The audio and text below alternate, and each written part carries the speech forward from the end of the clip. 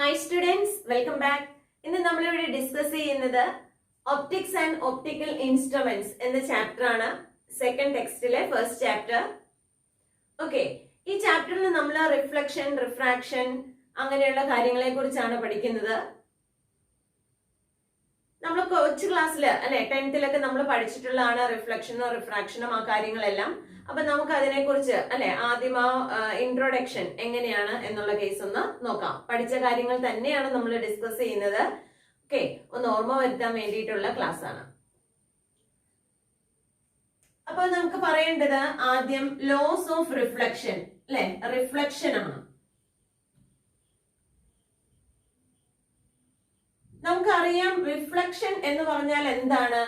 Bouncing back of light when it is incident on a smooth surface അല്ലെ, bouncing back of light ആണ്. അപ്പൊ നമ്മളൊരു given surface consider ചെയ്യാണ്. ആ given സർഫസിൽ വന്നിട്ട് എന്ത് ചെയ്യാണ്? ലൈറ്റ് ഇൻസിഡന്റ് ചെയ്യാണ്. ഓക്കെ, ലൈറ്റ് വന്ന് ഇൻസിഡന്റ് ചെയ്തു. ഇവിടെ നിന്ന് എന്ത് ചെയ്യാണ്? ഈ ലൈറ്റ് ബൗൺസ് ബാക്ക് ചെയ്ത് അല്ലെ സെയിം മീഡിയത്തിലേക്ക് തന്നെ തിരിച്ചു വരികയാണ്. ഓക്കെ, അപ്പൊ ഇങ്ങനെ ബൗൺസിങ് ബാക്ക് ഓഫ് ലൈറ്റിനെയാണ് നമ്മൾ എന്തെന്ന് പറയാ? റിഫ്ലക്ഷൻ എന്ന് പറയുന്നത്. ഇനി നമ്മൾ നോക്കുകയാണെങ്കിൽ അല്ലെ, ഇവിടെ നമ്മളൊരു നോർമൽ വരച്ചു. പോയിന്റ് ഓഫ് ഇൻസിഡൻസിലൂടെ പാസ് ചെയ്യത്തക്ക രീതിയിൽ, ഇതാണല്ലോ പോയിന്റ് ഓഫ് ഇൻസിഡൻസ്. ആ പോയിന്റ് ഓഫ് ഇൻസിഡൻസിലൂടെ പാസ് ചെയ്യത്തക്ക രീതിയിൽ ഒരു നോർമൽ വരച്ചാൽ ഈ റേക്ക് നമ്മൾ പറയുന്ന പേരാണ് ഇൻസിഡന്റ് റേ. ഇൻസിഡന്റ് റേ എന്ന് പറയും. ഇത് നമുക്കറിയാം റിഫ്ലക്റ്റഡ് റേ. ഓക്കെ, അപ്പോ ഇൻസിഡന്റ് റേ ഉണ്ട്, റിഫ്ലക്റ്റഡ് റേ ഉണ്ട്, നോർമൽ ഉണ്ട്. The angle between incident ray and normal is known as angle of incidence. അല്ലേ, the angle between incident ray and normal is known as angle of incidence. The angle between reflected ray and normal is known as angle of reflection. Okay, ഈ case എല്ലാം നമ്മൾ പഠിച്ചിട്ടുള്ളതാണ്. Okay, law of റിഫ്ലക്ഷനിൽ പറയുന്നത് angle of incidence is equal to angle of reflection. Angle of incidence എന്ത് തന്നെയാണ്? Which is equal to angle of reflection ആണ്. അപ്പൊ ഫസ്റ്റ് ലോ എന്ന് പറയുന്നത് angle of incidence is equal to angle of reflection. Okay, അപ്പൊ ഇപ്പൊ നമ്മൾ എന്തൊക്കെ പറഞ്ഞു? എന്താണ് റിഫ്ലക്ഷൻ എന്ന് പറഞ്ഞു? ബൗൺസിങ് ബാക്ക് ഓഫ് ലൈറ്റിനെയാണ് റിഫ്ലക്ഷൻ എന്ന് പറയുന്നത്. ഇനി ഇൻസിഡന്റ് ആംഗിൾ എന്താന്ന് പറഞ്ഞു? ഇൻസിഡന്റ് ആംഗിൾ എന്ന് പറഞ്ഞാൽ angle between the incident ray and normal. നോർമലിനും ഇൻസിഡന്റ് റേക്കും ഇടയ്ക്ക് കിടക്കുന്ന ആംഗിളിനെയാണ് ആംഗിൾ ഓഫ് ഇൻസിഡന്റ് എന്ന് പറയാം. അതുപോലെ തന്നെ നോർമലിനും റിഫ്ലക്റ്റഡ് റേക്കും ഇടയ്ക്ക് കിടക്കുന്ന ആംഗിളിനെ ആംഗിൾ ഓഫ് റിഫ്ലക്ഷൻ എന്ന് പറഞ്ഞു. Angle of incidence is equal to angle of reflection. അതാണ് ലോസ് ഓഫ് റിഫ്ലക്ഷനിലെ ഫസ്റ്റ് വൺ.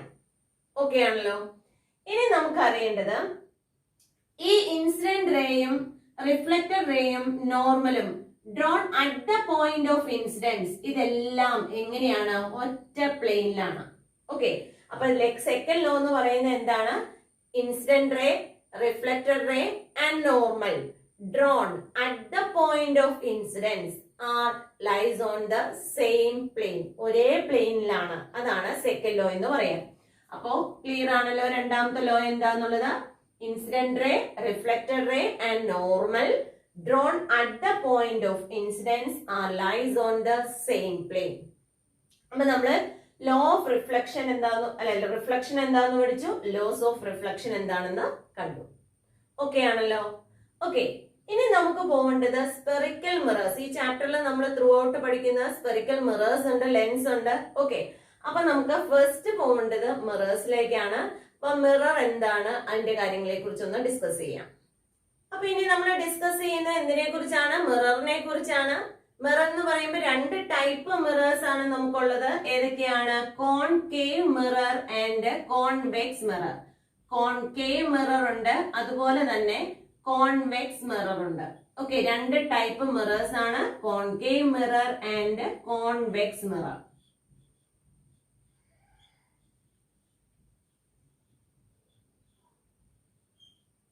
ഓക്കെ, അപ്പൊ മിററിന്റെ കേസ് നമ്മൾ പറഞ്ഞു രണ്ട് ടൈപ്പ് ആണ് അല്ലെ. കോൺകേവ് മിറർ എന്ന് പറയുമ്പോൾ അതിന്റെ റിഫ്ലക്റ്റിംഗ് സർഫസ് ഉള്ളിലേക്ക് കുഴിഞ്ഞിരിക്കുന്ന രീതിയിലുള്ള മിററാണ് അല്ലെ.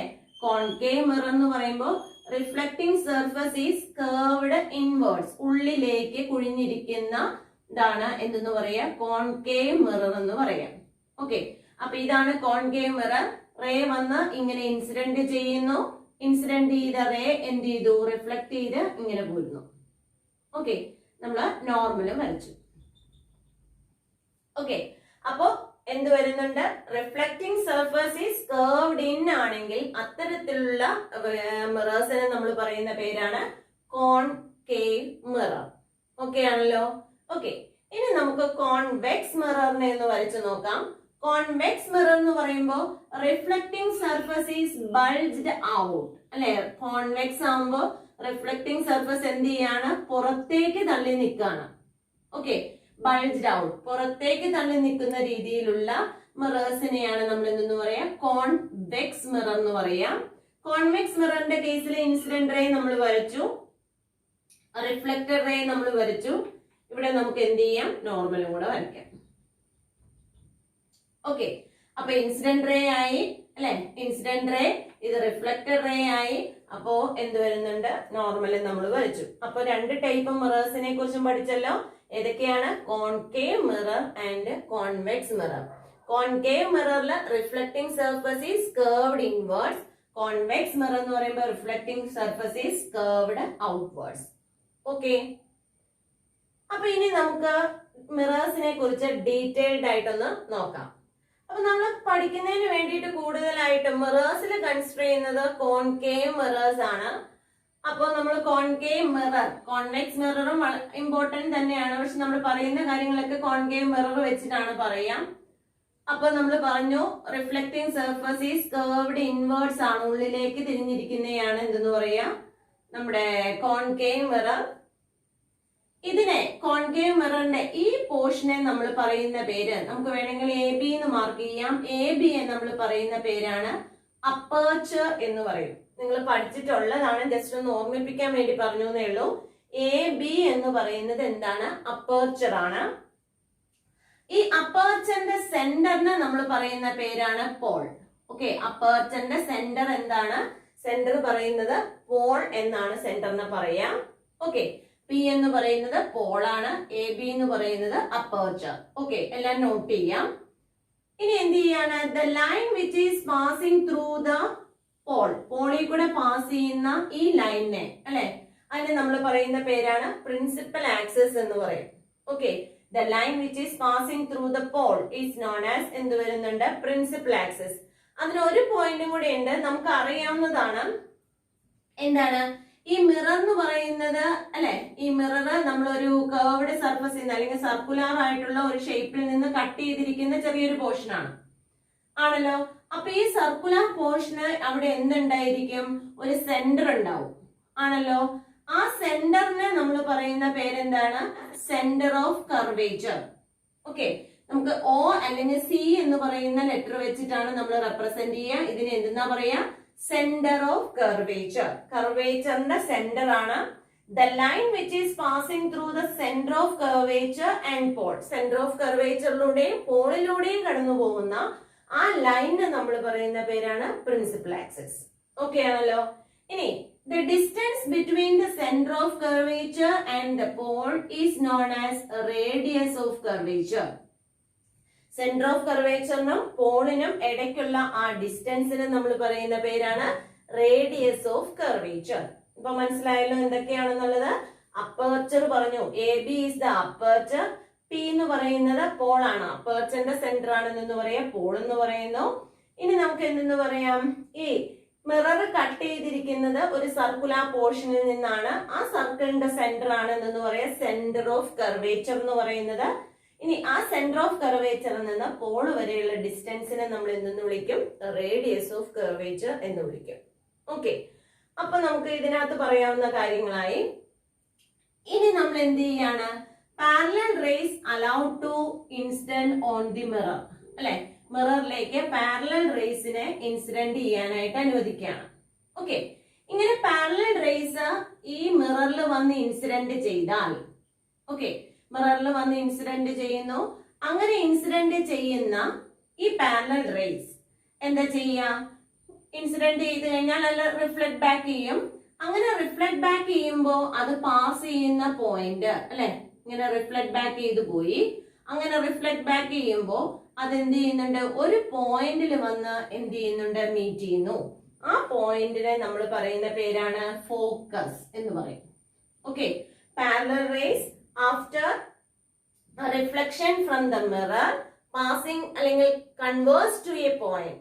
എന്താണ് parallel rays after reflection from the mirror converge to a point, that point is known as focus. Okay, അപ്പൊ പാരലൽ റേസ് വന്നു, അതെന്ത് ചെയ്യുക, കൺവേർജ് ചെയ്ത് ഒരു പോയിന്റിലേക്ക് വന്നു. ആ പോയിന്റിനെ നമ്മൾ പറയുന്ന പേരാണ് ഫോക്കസ് എന്നാണ് പറയാം. പോളിൽ നിന്ന് ഫോക്കസിലേക്കുള്ള ഡിസ്റ്റൻസിനെ നമ്മൾ പറയുന്ന പേരാണ് ഫോക്കൽ ലെങ്ത്. ഓക്കെ, പോളിൽ നിന്ന് ഫോക്കസിലേക്കുള്ള ഡിസ്റ്റൻസ് എത്രയായിട്ട് വരും, ഫോക്കൽ ലെങ്ത് എന്നാണ് പറയുക. ഓക്കെ, എഫ് എന്ന് പറയുന്ന ലെറ്റർ കൊണ്ടാണ് അത് ഡിനോട്ട് ചെയ്യാം. ഓക്കെ ആണല്ലോ.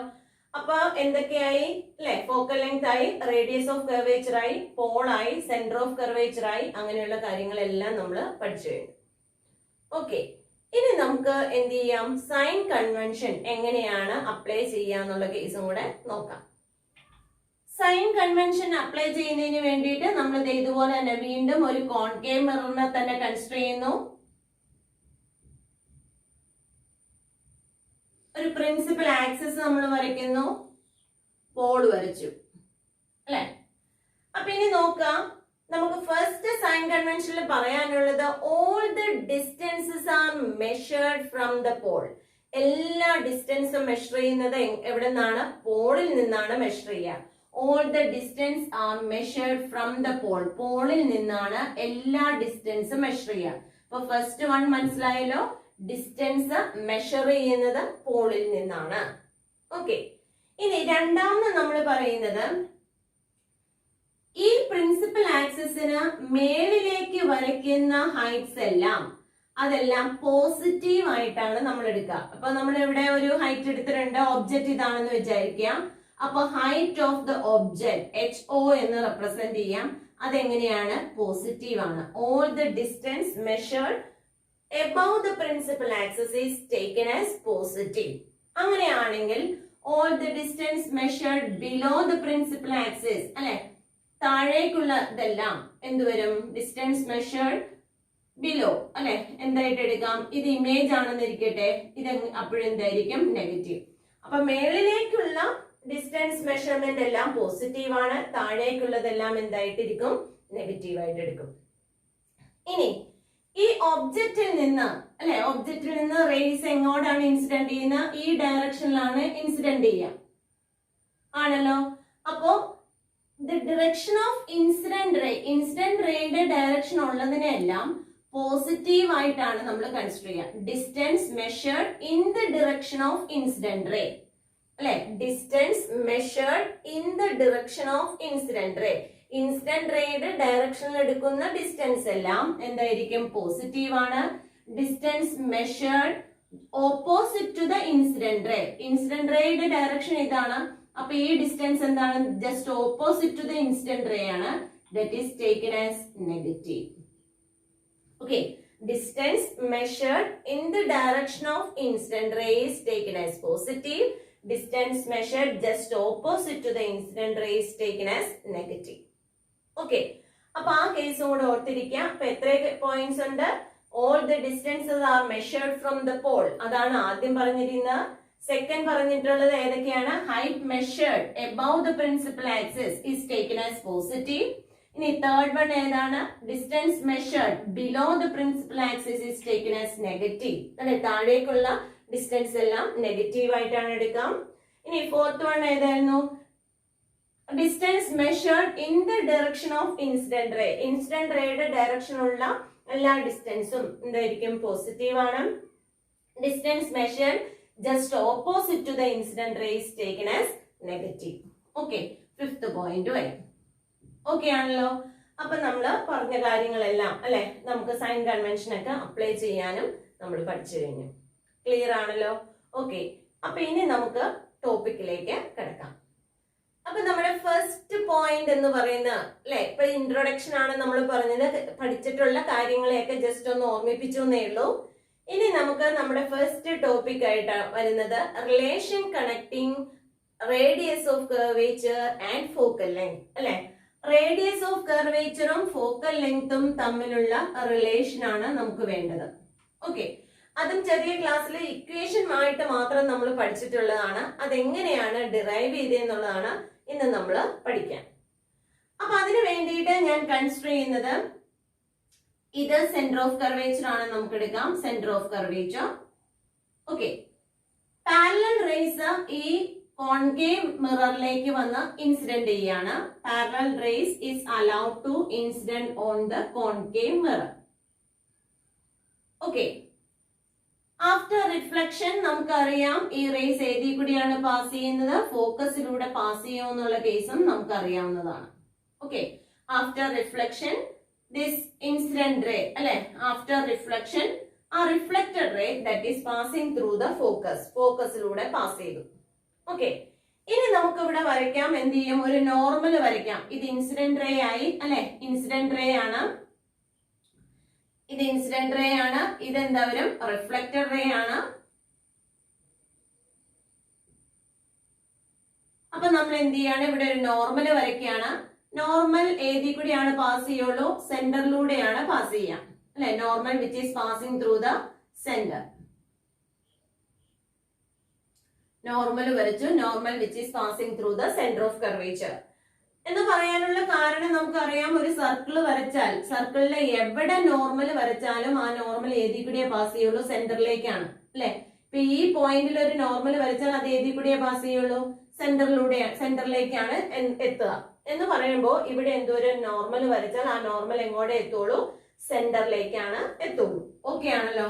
ഓക്കെ, അപ്പൊ ഇനി നമുക്ക് എടുക്കാം. ഇവിടെ എന്ത് വന്നു, ഇൻസിഡന്റ് റേക്കും നോർമലിനും ഇടയ്ക്ക് കിടക്കുന്ന ആംഗിളിനെ ആംഗിൾ ഓഫ് ഇൻസിഡൻസ് എടുത്തു. ആ ആംഗിൾ ഓഫ് ഇൻസിഡൻസിനെ ഞാൻ എന്തായിട്ട് റെപ്രസെന്റ് ചെയ്യാണ്, തീറ്റ അല്ലെ. Angle of incidence is taken as theta.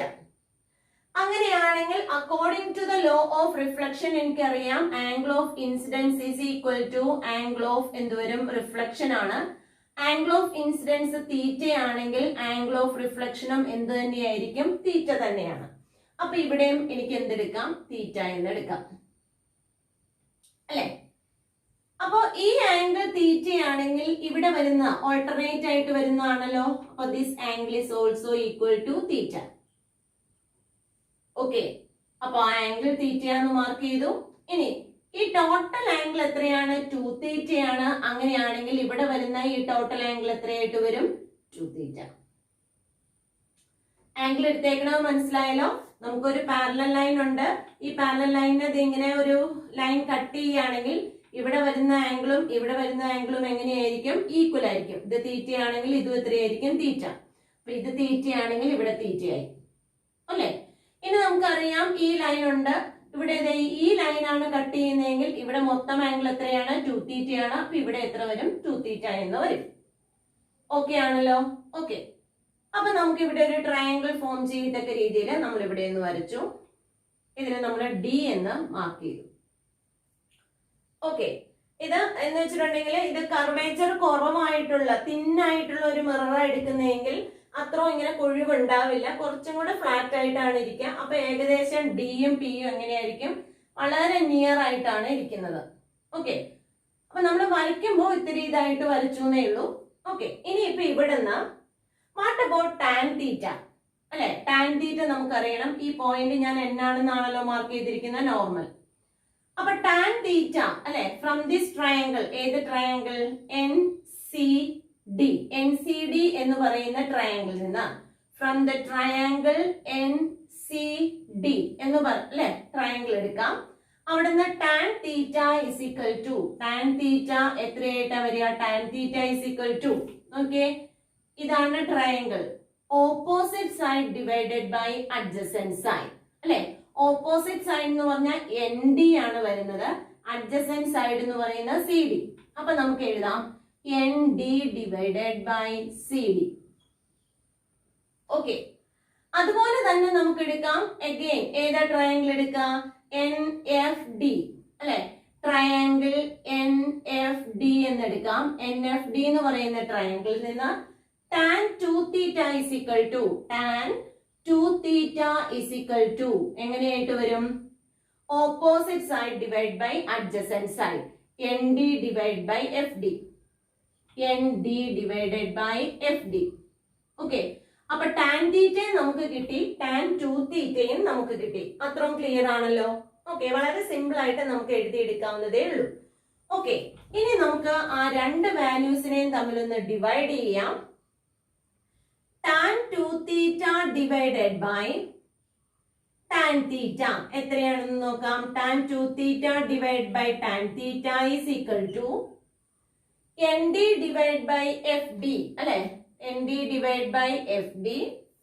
ND divided by FD divided by എന്ത് വരും ND divided by CD ND divided by CD